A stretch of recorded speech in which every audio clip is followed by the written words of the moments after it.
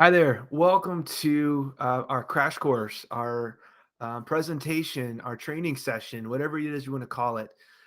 Today, I would like to walk you through some of the best practices that thriving churches today are using to fully engage with their congregation, with their community, and ultimately to improve their overall digital discipleship. This is near and dear to my heart. We work with thousands of churches, and it's near and dear to our church partners' heart, right? I mean, it's something that you probably care about as well. And we're just so thrilled to be able to put this content together that is practical and useful and something that we believe will ultimately really, really help your ministry or your church take the next steps to fully engage your congregation, your community through real meaningful discipleship. The thing is that it's all through the lens of digital platforms, right? And this is something that we've had to adjust over the last several years of how to leverage digital mediums and platforms to meet people where they are. The truth is that there are 168 hours in the week. 166 of them are likely spent outside of the four walls of your church, right? And so where are they spending those hours? Well, they're spending them online, right, in their real life. And we're just so thrilled to be able to share this content with you to help you and encourage you, support you, engage with them more effectively and efficiently. I want to start by talking about very, very quickly, just a quick story of how we got here, just to set this content up. So, growing up, I was a really good kid. I was, my dad was a pastor. I was surrounded by, godly people in a church home, and I had a lot of wonderful things, going for me. But admittedly, I was not the best student, right? I was not the brightest crayon in the box, if you will, or the sharpest knife in the shed. That just wasn't me. I wasn't really made for that sort of format of a school, right? A traditional sort of classroom environment. And in fact, tests in particularly, I just really did not do good at.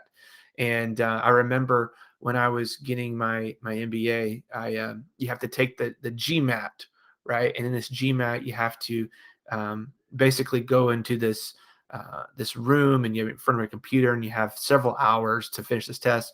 Well, I completely bombed, right? I actually had a panic attack. It was such a millennial thing for me to do. It just did not go well. I remember even trying to get into college, to be honest. You have to take the ACT or the SAT.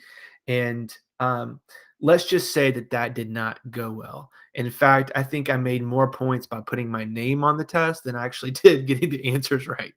Okay, so I did not, I was not really a great test taker, great student. You're probably asking yourself, well, why are you even giving this discussion? How are you even qualified? And the truth be told is that everything ended up okay, right? I ended up okay outside of the classroom, outside of the tests that I was taking. I ended up getting my MBA with God's help and strength, and I went on to into corporate marketing. I worked for mm, Fortune 50 companies, leading global advertising and brand campaigns and search engine marketing for these Fortune 50 companies. And so it was a great experience, and God truly blessed me. But I will say that a lot of that success, if you will, came outside of the four walls of a schoolroom or of a classroom. If the test were a trajectory of where my life was going, it wasn't looking too good, to be honest, right? But luckily, there were other parts of my life, other chapters of my story that led to where I am today, right? We're now a thriving digital marketing team that helps hundreds and hundreds of churches. We're producing over 50,000 graphics per year for churches, specifically to their vision, their brand, their mission and objectives. We're spending millions of dollars worth of Google grant money. We're doing a lot of things for churches, and God's just truly blessed us. But I will tell you that did not come from the classroom. Okay, that came from outside the classroom. It's very similar to your church, right? Someone to truly disciple someone, it has to be the whole person, right? Their whole life. It can't just be a 2 hours on a Sunday morning. So you have to think about, how do you disciple people Monday through Saturday, or the other 166 hours of the week, or 98.8% of their life outside of a church service, right? So that's what we want to talk about today. That's what I want to tee up for you guys.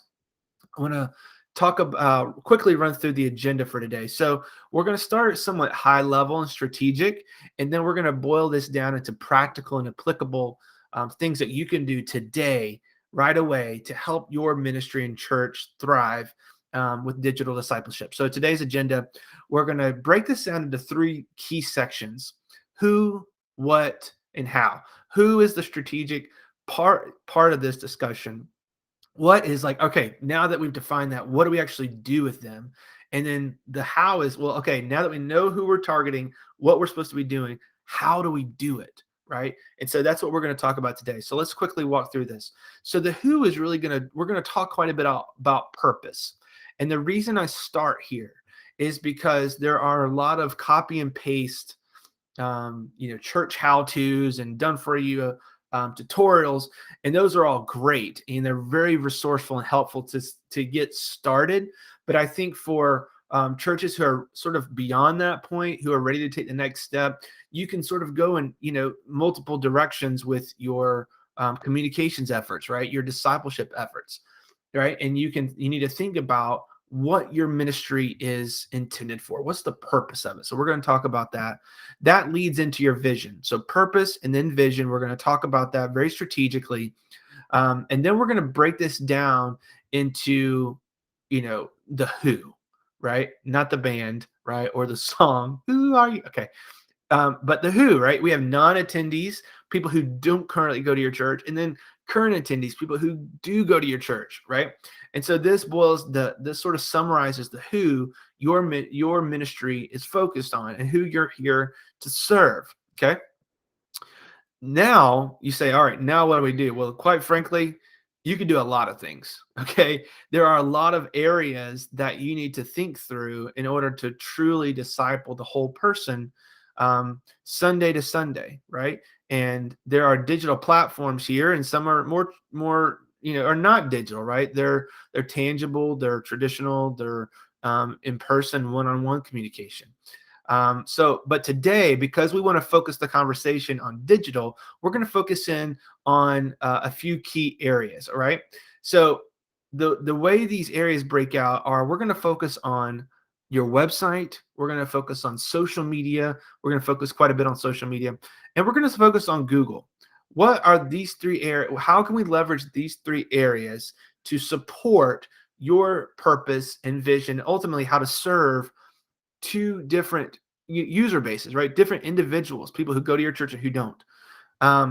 When you think about this can be somewhat overwhelming, to be honest, right? And our goal for today is to go from this chaos and confusion, and it quite frankly looks like a pile of spaghetti probably when you think about all the things you have to do. So we want to go from that to a very clear line of sight of where we're going. And we want to go from A to B very cleanly. And so that's what we want to talk about today strategically. So if this is something that you care about and you think that would be valuable, stick around, because we have a lot of awesome content to get to. So before we get started, I want to talk through just a few definitions just to ground our vocabulary. So church attendees, congregation, sometimes these terms are interchangeable. These are people that currently go to your church, right? They're maybe infrequently or frequently, but they call your church home. It's their home church. Then there are non-attendees or new visitors, people who don't currently go to your church, who currently do not call your church their home church.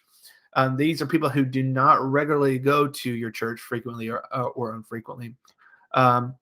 Infrequently. Then there's the community. So this is essentially a digital and online and offline realm outside of your church that is within your reach. Okay. So if you are in New York, right, your community is the city of New York. Okay. It can be digitally, it can be physically. If you are in Dallas, Texas, the same thing, right? Digitally, physically, you're in Dallas, Texas. We're going to think about this in terms of what is the probable reach for your ministry. So I hope that makes sense. Let's jump right in. Let's talk about the who. So we're going to talk about articulating the purpose and vision. Okay. So how do we do this? Well, the first thing we need to do is we have a few questions to ask ourselves. Okay. So the first question we need to ask ourselves is, why do we exist? Why does your ministry exist? Why did you start it? Why are you leading it? If you're taking over a ministry that was previously planted, when you think about the vision going forward, why do you exist? So ask that question and answer it, and that's your purpose. The next question that we need to ask ourselves is, okay, if we know what why do we exist? What are we trying to accomplish with that, right? What are we trying to accomplish? What are we trying to, what does success look like when we think about who we're attracting or why we exist? And this is essentially your vision. Okay. So if you ever wanted to know how do you get to a purpose and a vision statement, this is exactly how you do it. You answer these questions. Why do we exist? And what are we trying to accomplish? With that in mind, we then have to break this down into segmented audiences. Now, um, if you're like most pastors, church leaders, executive pastors, you probably say to yourself, well, we're here for everyone, right? Our church is here to serve everyone, no matter what your background is. We want to be for everyone, for all people. And that is great, right? But quite frankly, your style, your approach, um, your music, your style of preaching, right? Your ministries, your all this, quite frankly, is it can't serve everyone, right? And it can't serve everyone as well as it could, right? Sure, you're going to get a wide variety of people from all ages and demographics, but the fact of the matter is that there should be sort of a prioritization of who you're trying to target. Are you trying to target inner city? Are you trying to talk suburban um, families? Are you trying to target young people, right? Are you trying to target millennials, right? So think about these questions of how you want to approach this who aspect with your purpose and vision in mind.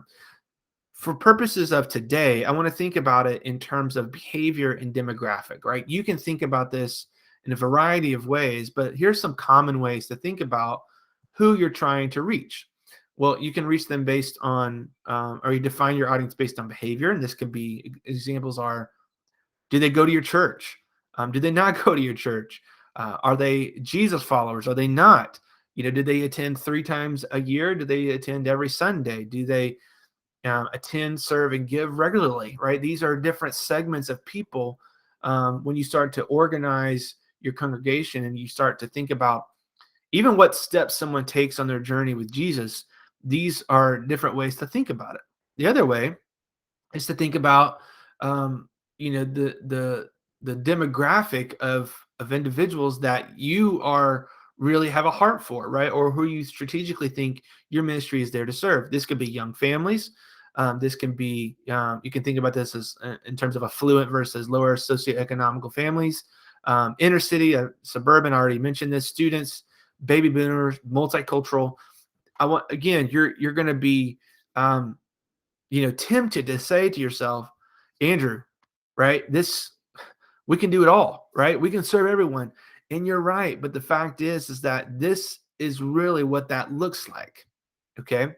And if you try to be all things to all people, you're going to do it in a very mediocre way. So that's what I want to get you away from. I want to get you away from doing things with mediocrity and moving to do things with excellence, with a defined and purpose driven sort of focus area of who you're trying to target, who you're trying to reach. Here's the nuts and bolts of it.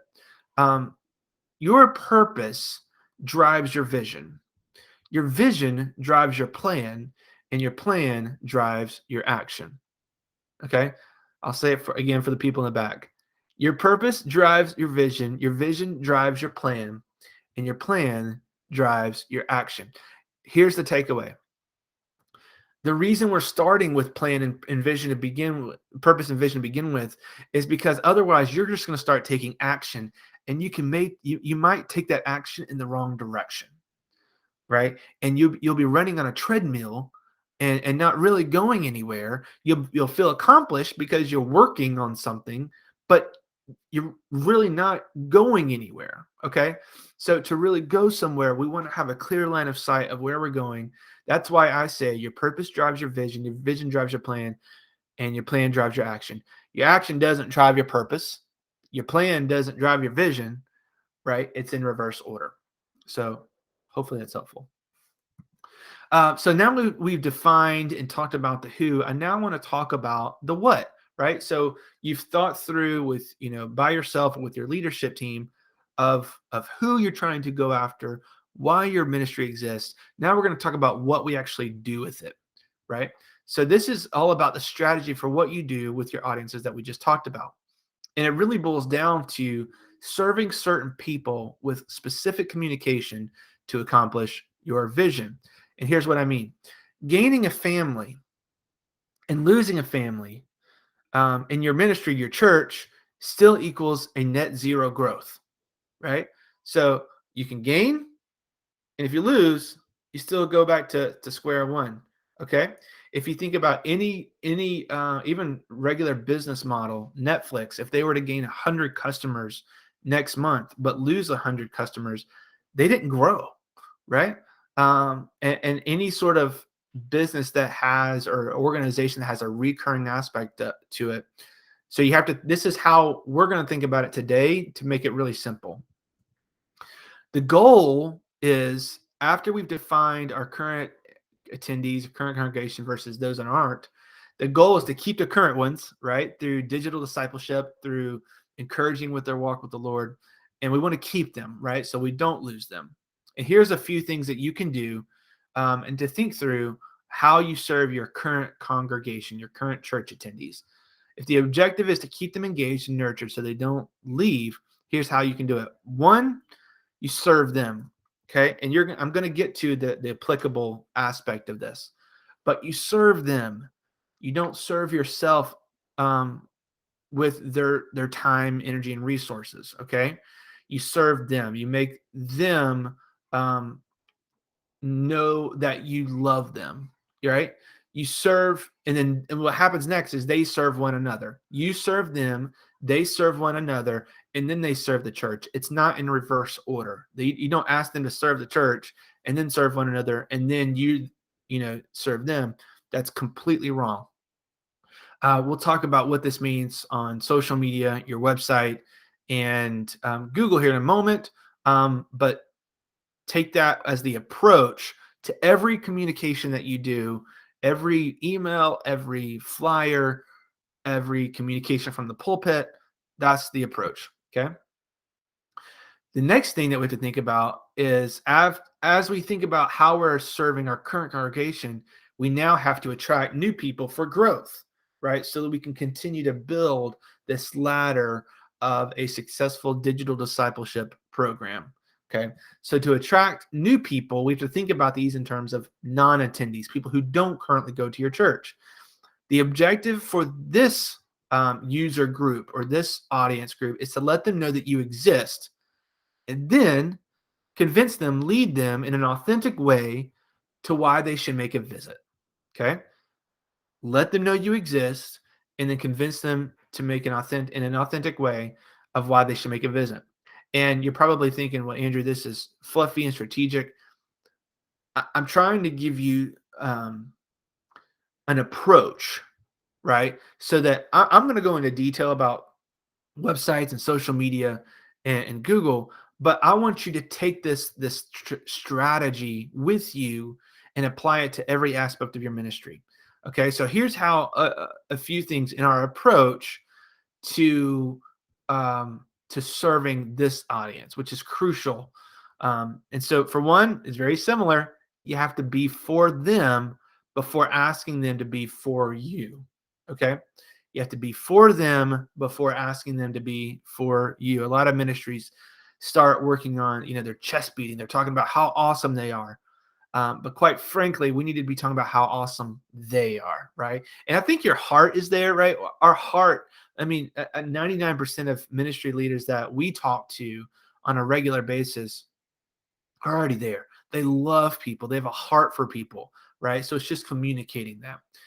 The second aspect of this is presenting your ministry with excellence. So let's say you have a heart for your community, for your people who don't currently go to your church, and you can be for them in your heart. Well, if your ministry is lacking with excellence, you're not going to attract people who are looking for an excellent ministry, right? So think about the subset aspects of your ministry, the ministry arms, and think about ways you can improve them with excellence. After you've done these two things and you've thought strategically through these two things, then you can have a call to action. Then you can ask them to visit you at an event, right? Come to one of your Easter or Christmas events, to a community event, to a church service, to sit with you, right? This is where you ask it, but we have to check the box on our approach with these first two things. Here's the big sort of tweet moment, if you will, is that loved people love people and reach people. The point of this sort of key phrase or takeaway is you to truly reach people, to truly grow, to truly reach into your community. um, the way this sort of systematically grows is that you want to have people who are reached first to reach them. Okay. So you have to make the investment now to love people so that those people will love people. You have to make the investment now to reach people so that those people will reach people. And so you get this sort of virality to your ministry from a pure heart, a pure motive of being for them first before ever asking them to be for you. Great. So now we've talked about the who, we've talked about the what. I now want to talk about the how. So how does this all work? Well, the fact is that these tactics that I'm about to provide you and the content I'm about to show you is um, is meant to make you more efficient and effective. So we're going to focus in on a couple of key areas, like I talked about at the very beginning: your website, social media, Google Ads. We're going to talk about all of them. We're going to first talk about your website because this is a major aspect of someone's journey to stay connected with you as a ministry in their digital discipleship. It's a hub of content, of resources, of support, but it's also a place, it's also the front door for new people who are looking for your church.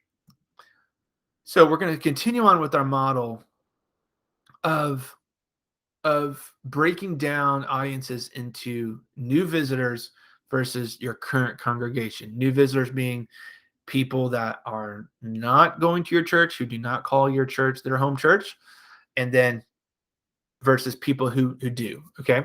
So the goal with new visitors is to raise awareness and nurture them towards being an attendee. The goal for the current congregation is to keep them engaged and reduce churn, right? Your website is a major aspect of this to keep everything organized. And it's also the first or second impression for a potential visitor who's coming to your church.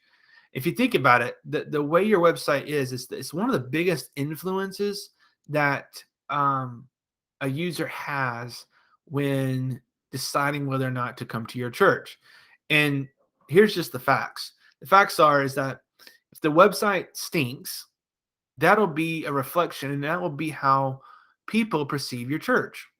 If your website is done with excellence, it's user friendly, then that's how people are going to perceive your church.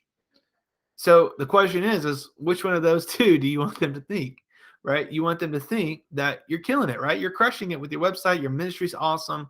It's a great place for them to visit. Our approach is to make the new visitors a priority. And there's a couple of different reasons why. So if we make them a priority, that means that the current congregation, your current attendees, is secondary, right? Here's why. There are more people that don't go to your church than there are that do. Okay? It's just a numbers game. Unchurched people don't have access to information like your current congregation does. Okay? So if a current attendee, somebody comes to your church, they get the bulletin, they are hearing it from the stage, they have an app, right, from your church. there's several different aspects that they have touch points with that a non-attendee doesn't have. Here's the next part is that a new visitor may not attend if your website isn't for them. Okay. But a current member will not stay just because it's for them. Does that make sense? I'll say that again. A new visitor may not attend if your website isn't for them, but a current member won't stay just because it's for them. So, meaning if we had to prioritize a primary and a secondary, we would say deal with new visitors. So, what does this really look like, Andrew? How does this really action out? So, when you think about your website, you can think about it in well, this is just an example. This is a homepage wireframe. Okay. And up here you have, let me go to my screen here. Right. So this is sort of a wireframe of a church. I've zoned in on sort of the above the fold part of your website, and you'll see that we have a new here, locations, ministries, messages, give, and member login. The member login is not the first one on the far left. It's not a big aspect, right? Um, give is also not a current like massive aspect of all this. It is one part, right? Because we're serving the new attendee. So this is why we want to focus on pages on your website that are for them. So what would be for them? A new here, right? Yeah, I'm new. I want to know what's going on. Ministries, what's the what's the leadership team like? Locations, maybe you have multiple locations. Ministries, if I have a family and I have a teenager and I have a 7-year-old, like what kind of ministries are for them?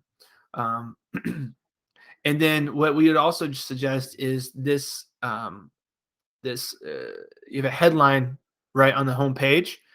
Uh, make that targeted towards the individuals who currently don't go to your church, right? And so if you think about people who don't go to your church, you probably don't want to say blessed thee thou those, like that's not what you want to say, right?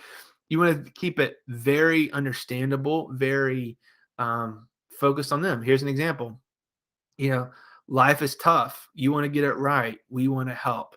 God loves you, right? That's just a very simple, it's a lot of words, but you see the point I'm talking about is it's making it for them. um, you know you're looking for connection, we're looking to connect with you, right? So just think about things that are focused simply on someone who is either unchurched or someone who is a Jesus follower looking for a church. Okay. So a couple of things just to take it with you in terms of resources I would recommend is there's a book called Building a Story Brand. It's by Donald Miller. I highly encourage you guys to check that out. It is a secular book meant for organizations and businesses, but it's applicable to ministries in a very cool way. The other one is by Jeff Henderson, one of my pastors, and this is a book called Know What You're For. And again, this is applicable to both churches and businesses and organizations, but it talks about how you are positioning your organization to being for the end user, for the congregation, for them. A couple of other sort of interesting, I think, helpful resources are, so we would recommend using WordPress for a website. A couple of different reasons. We think it's right in the middle of being highly customized. You can have a lot of control over it. It is essentially something that you own and you can have, right, as opposed to being a sort of a content builder or a website builder that you pay and you never truly own, and you have limited customization. On the flip end, if you do something completely custom that's not on WordPress, that's a completely custom website, it is hard and challenging for sort of more novice people to manage. They don't have the skill set to manage a non-WordPress website typically. Um, Series Engine plugin is great for sermon series integration. We would recommend checking that out. In terms of themes, there are several good themes out there. We like to use a theme called Divi. It's for ease of use, for speed and customization. So just a couple of take it with you items.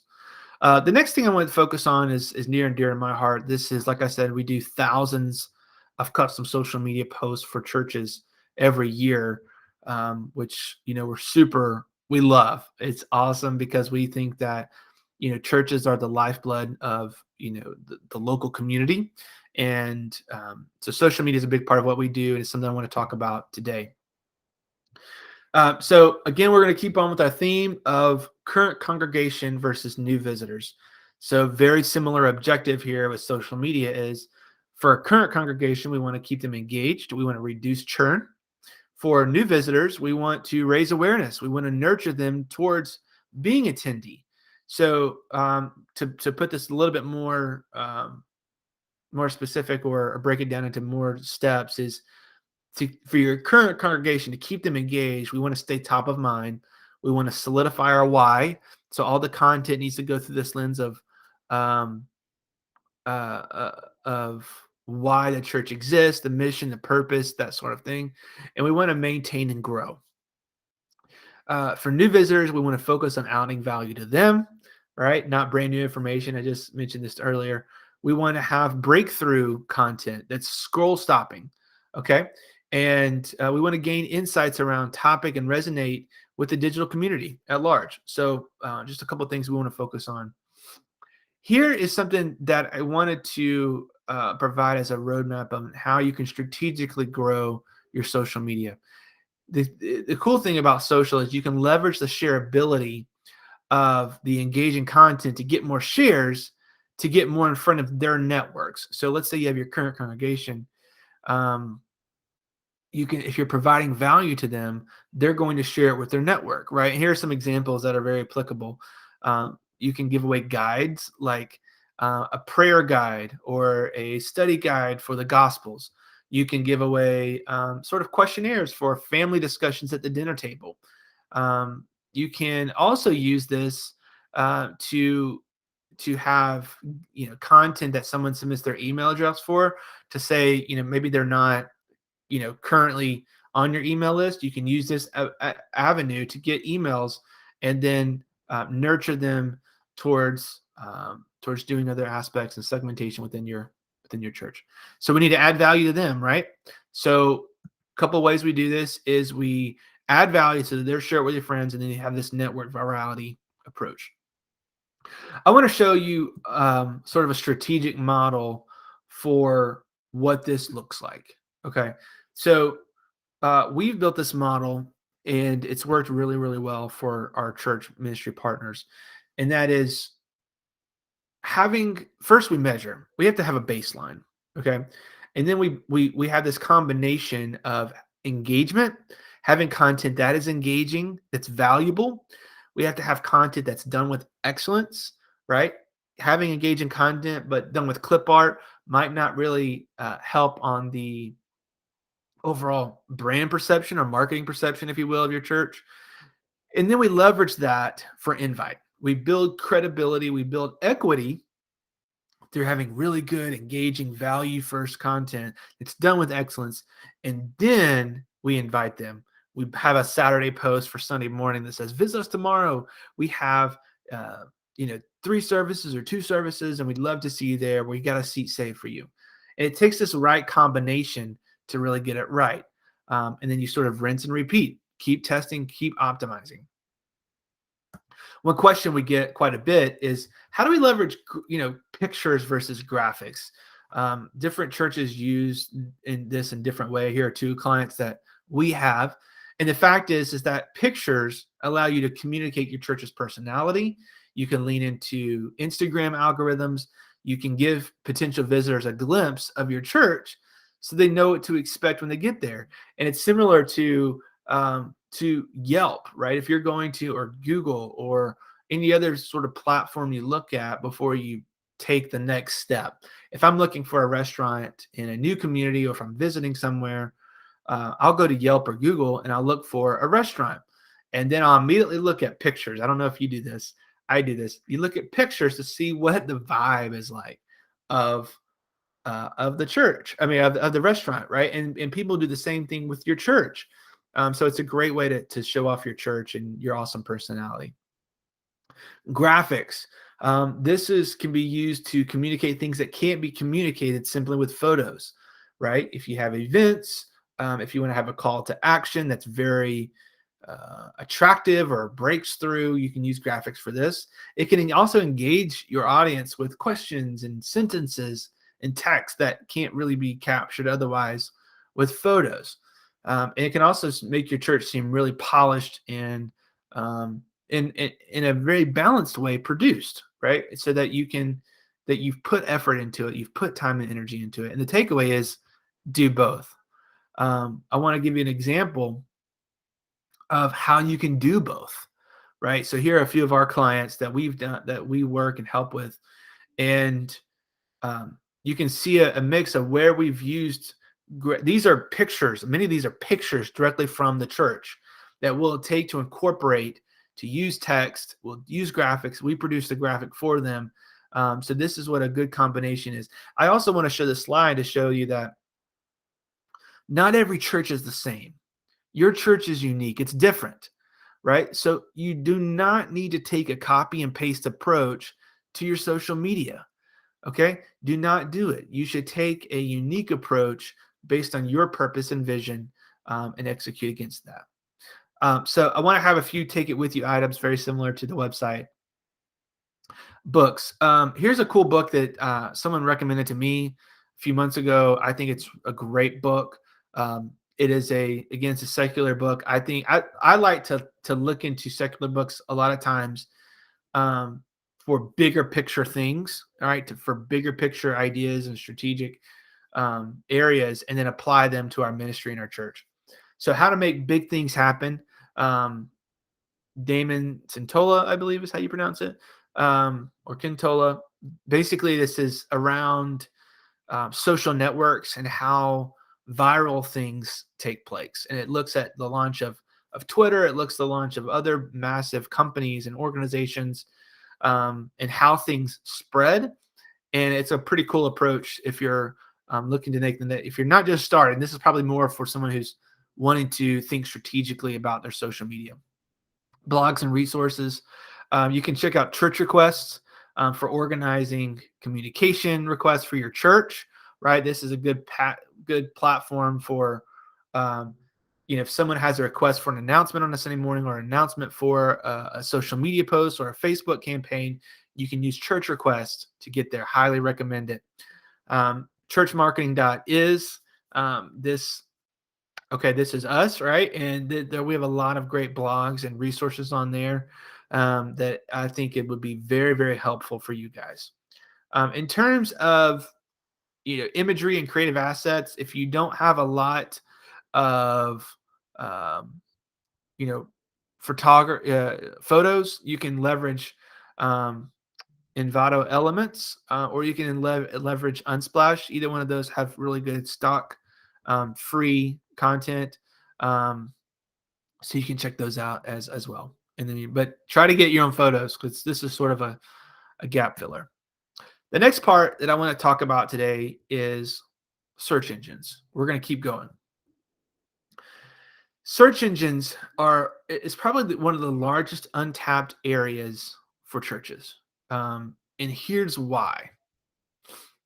If your goal is to let people know that your church exists and then lead them and persuade them or try to ask them to make a visit, there are a couple different ways you can do this. And traditionally speaking, this was word of mouth, right? This was simply having a physical location, road visibility.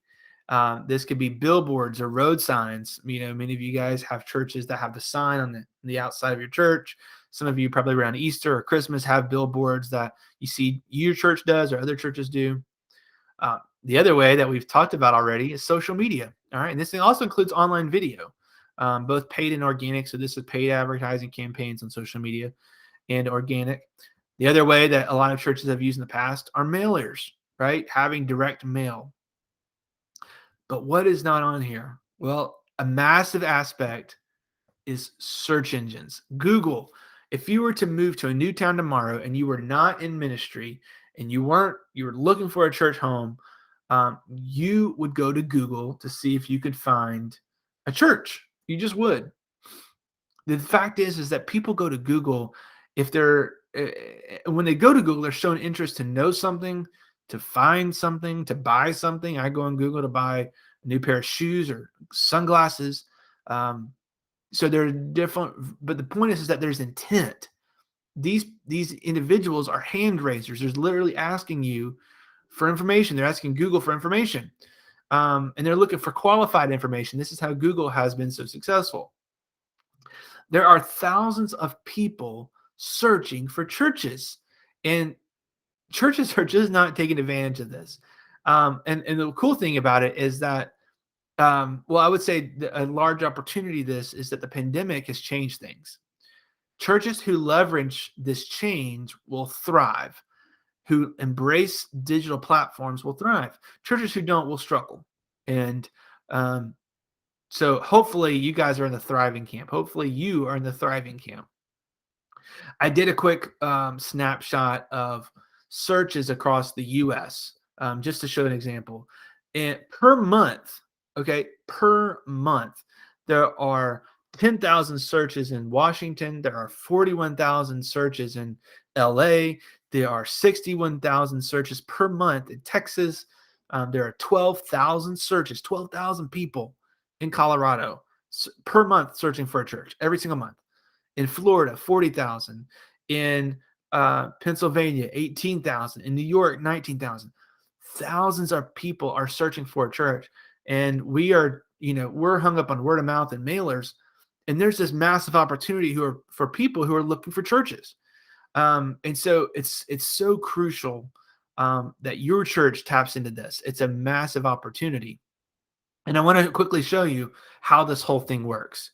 Well, this works, and we manage Google Ads campaigns for hundreds of churches, and it's so it can be so successful for your church. Here's how it works. So someone searches church near me, okay, and then an ad pops up, okay, at the very, very top, and this is where your website with a description, it's text ad that shows up at the very, very top of Google, on top of the map pack, on top of the organic listings.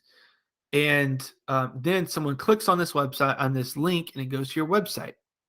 So someone's literally searching and they make their way to your website, which is, super incredible. The cool thing about this is that there is a Google grant. So churches, nonprofits have access to up to $10,000 per month in Google grant money. And yes, it's tedious to get. Yes, it can be challenging. It's not meant to be easy, but it is a massive opportunity. Getting it, quite frankly, is easier than maximizing it.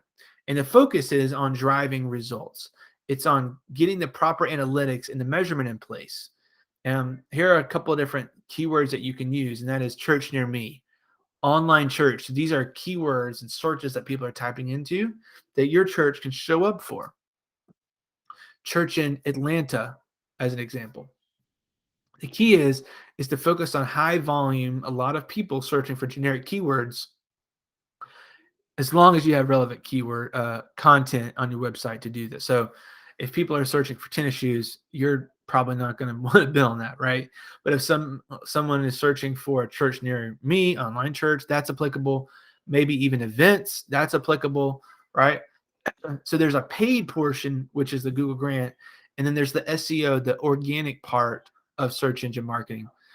This is where you can take a couple of different ideas. You can take sermon content, you can use third-party caption services like Yev.